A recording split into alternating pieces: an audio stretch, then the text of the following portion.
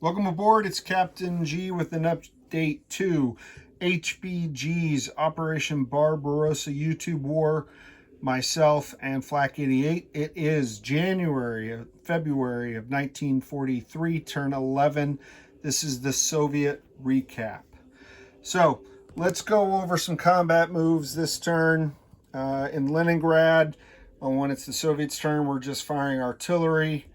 Trying to hit steel, and we can't get it through it, can't get past his meat shield, so fired there, lost a couple infantry, but he still has more protecting his tanks. If we go all the way down to the Caucasus, we did not do any ground attacks. I wanted to preserve my strength in Baku because I'd be attacking at a -2, and for my infantry I'd rather be defending at 2 than attacking at 1, particularly when his infantry would get that higher number for defense. So didn't do anything down here. What I did do is bombed all of the supplies here in Armavit. So he had supplies here with the Italians and Hungarians, here with the Germans, and here with these trucks and this Italian infantry. That supply depot is destroyed. Normally supplies can go 2 zones away depending on the weather, or only 1. Right now it's good weather, so it's 2 away. So what this does is it limits how far those supplies can stretch and where they can reach as far as how far back up. In non-combat, everyone in the Siberian reinforcement zone came forward. These guys pivoted around to guard southern Stalingrad. I made the decision not to press forward and get caught in another vice and have 2 forces encircled, but rather to circle around and come forward.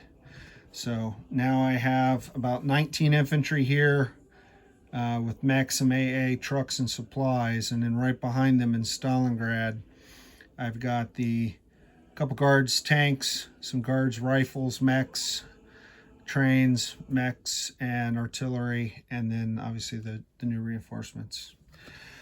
So depending on the weather, I mean, it was a very warm winter, so it's not likely to be snow March and April.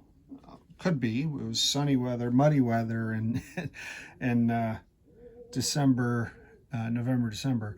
But odds are it's either going to be good or muddy weather in the spring. Muddy would do well because that would severely restrict his operations down here in the Caucasus. But the big move for us, I don't want to talk too much in advance now because I used to be 2 or 3 days ahead, but these episodes have caught up, and so this gets revealed the day after I do the turn, and it's still an ongoing game. So I can't talk about strategy because my opponent will see it, when it's released, as opposed to 3 or 4 days later. So nonetheless, he's very much aware of this, so I'm not letting anything out. Down here I've got 11 infantry and an AA almost to the border of Königsberg, and then in Vilna I have 14 infantry, some guards, tanks, and artillery, plenty of supplies. I repaired these rail that my forces had destroyed, so that way I could shuttle down these reinforcements from Moscow, and I can shuck them back and forth, and I continue to flow forces here. So what this is going to do, last time when they first went into Vilna, the Germans chose not to get distracted, and they sent their reinforcements to the Caucasus. Now, Flak88's got a tough decision. Does he continue to push these guys into the Caucasus? Does he think he needs them? Does he try to reinforce through these damaged rail zones now because of partisan activity?